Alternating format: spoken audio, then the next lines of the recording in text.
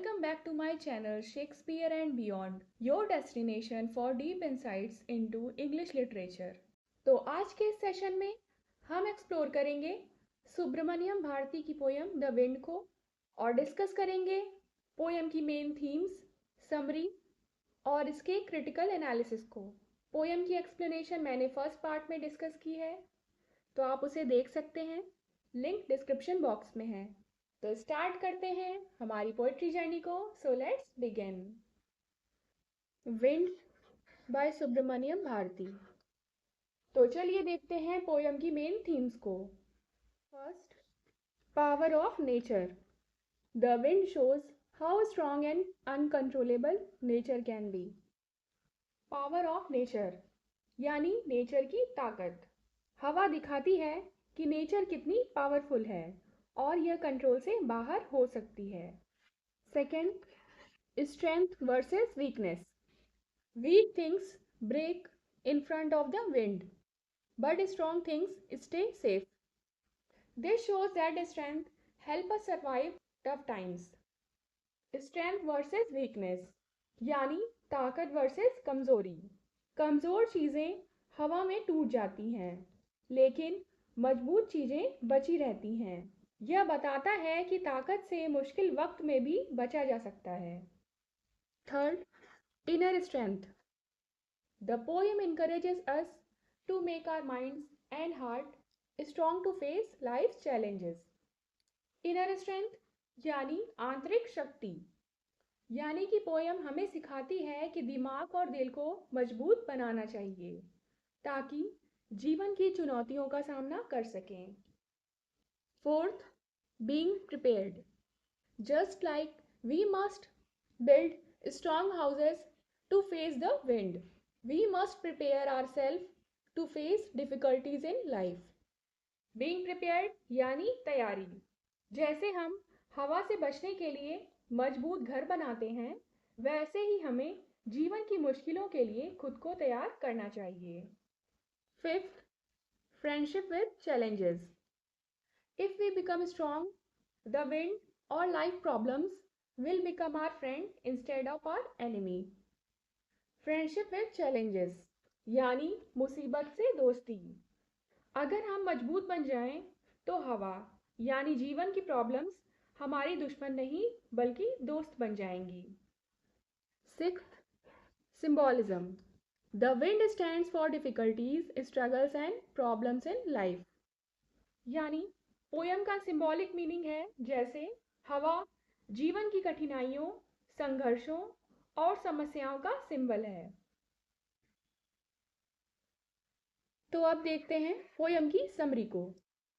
The poem wind talks about how the wind behaves like a strong and wild force of nature. In the beginning the poet request the wind to blow gently. He doesn't want it to break the window shutters, scatter papers, or throw down books from the shelf. But the wind does exactly that. It creates a mess, tearing papers and causing destruction. यानी यह poem wind बताती है कि हवा एक बहुत तेज और जंगली शक्ति है। स्टार्टिंग में पोएट हवा से कहता है कि वह धीरे धीरे चले ताकि खिड़कियां, कागज और किताबें इधर उधर ना हो, लेकिन हवा मानती नहीं और सब कुछ बिखेर देती है। The poet then explains that the wind does not obey weak people and weak things. It destroys everything that is weak, houses, doors, rafters, even weak hearts and bodies. In this way, the wind is a symbol of the problems, struggles and challenges we face in life. यानी poet कहता है कि हवा हमेशा कमजोर चीजों को तोड़ देती है। कमजोर घर, दरवाजे, किताबें, यहाँ तक कि कमजोर दिल और शरीर भी। इसलिए हवा जीवन की मुश्किलों और समस्याओं का सिंबल है। But instead of complaining, the poet gives a powerful message. If we want to face the wind, we must be strong. We must build strong homes, make our minds and bodies firm, and develop courage and confidence. When we are strong, the wind will not harm us. It will become our friend. लेकिन poet शिकायत नहीं करता, वह एक बड़ा message देता है। अगर हमें हवा का सामना करना है तो हमें मजबूत बनना होगा।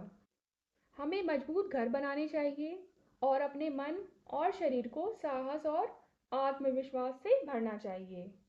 जब हम मजबूत होंगे तो हवा हमें नुकसान नहीं पहुंचाएगी, बल्कि हमारी दोस्त बन जाएगी। So, the poet is not only talking about the wind but giving us a life lesson. Just like we prepare for a storm, we must also prepare for life's difficulties.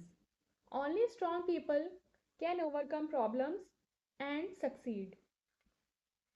यानी इस तरह पोयम सिर्फ हवा का ही नहीं बल्कि हमें जीवन का सबक भी सिखाती है। तूफान की तरह जीवन की कठिनाइयों का सामना करने के लिए तैयारी और ताकत जरूरी है। केवल मजबूत लोग ही समस्याओं को जीतते हैं और सफल होते हैं। अब देखते हैं स्ट्रक्चर ऑफ द पोयम को। First, form. The poem is written in free verse. यह पोयम फ्री वर्स में लिखी गई है, यानी इसमें कोई मीटर, पैटर्न और राइमिंग स्कीम नहीं है। Second, stanza structure.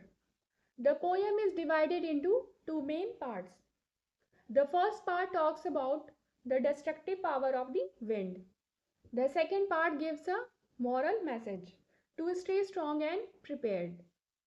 स्टैंजा का स्ट्रक्चर है कि यह पोयम दो मेन पार्ट्स में डिवाइड है। फर्स्ट पार्ट में पोएट हवा की विनाशकारी ताकत दिखाता है। सेकेंड पार्ट में पोएट जीवन का सबक देता है कि मजबूत और तैयार रहो। Third, tone begins with a soft and pleading tone. Wind comes softly, then becomes serious and commanding, giving advice and motivation. यानी पोयम की टोन कैसी है? यहाँ स्टार्टिंग में पोएट कोमल और विनती वाला टोन यूज करता है, जैसे हवा धीरे चलो। लेकिन बाद में पोएट सीरियस और कमांडिंग हो जाता है। वह एडवाइस देता है और मोटिवेट करता है। Fourth, personification. The wind is treated like a living being who plays, destroys and teaches lessons. Poem में पर्सोनिफिकेशन का यूज है, जैसे हवा को इंसान की तरह दिखाया गया है, जो खेलती है, तोड़ती है और सिखाती भी है। Fifth, repetition. Words like crumbling are repeated to emphasize destruction and weakness. यानी पोयम में रेपिटिशन है, जैसे क्रम्बलिंग वर्ड बार बार आया है ताकि टूटने और कमजोरी पर जोर दिया जा सके। Sixth, symbolism. Wind as challenges or difficulties in life. Strong houses or mind as preparedness and inner strength. Poem में सिंबॉलिज्म का यूज है, जैसे हवा जीवन की कठिनाइयों और चुनौतियों का सिंबल है। मजबूत घर और मन यह आंतरिक शक्ति और ताकत का सिंबल है। नेक्स्ट, अब देखते हैं critical analysis of the poem. First, wind as a symbol. The wind is not just a natural force, it represents life challenges, struggles and obstacles. यानी हवा एक सिंबल है, जैसे हवा सिर्फ नेचर नहीं है बल्कि यह जीवन की मुश्किलें और समस्याएं दिखाती है। Second, strength is key. The poet says weak things get destroyed but strong people stand firm. He uses this to teach us a life lesson, be strong in mind and body. यानी ताकत जरूरी है, जैसे कमजोर चीजें टूट जाती हैं, मजबूत लोग टिके रहते हैं, इसलिए मजबूत बनो। Third, moral and motivational message. The poem is inspirational. It tells us that we must prepare ourselves and stay strong to face difficulties. यानी मोरल मैसेज है कि पोयम कहती है हमें तैयार रहना चाहिए और हिम्मत से कठिनाइयों का सामना करना चाहिए। Fourth, real life imagery. Bharti uses everyday examples like broken doors, flying papers, and fallen books to make his message easy to understand.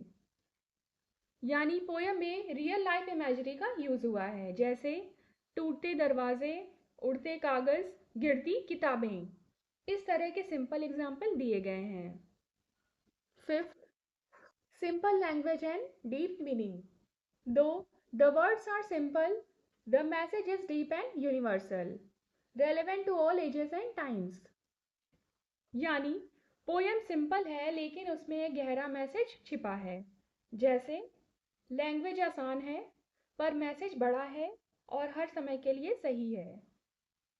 Sixth, direct appeal to the reader. The poet speaks directly to us, making the message personal and powerful.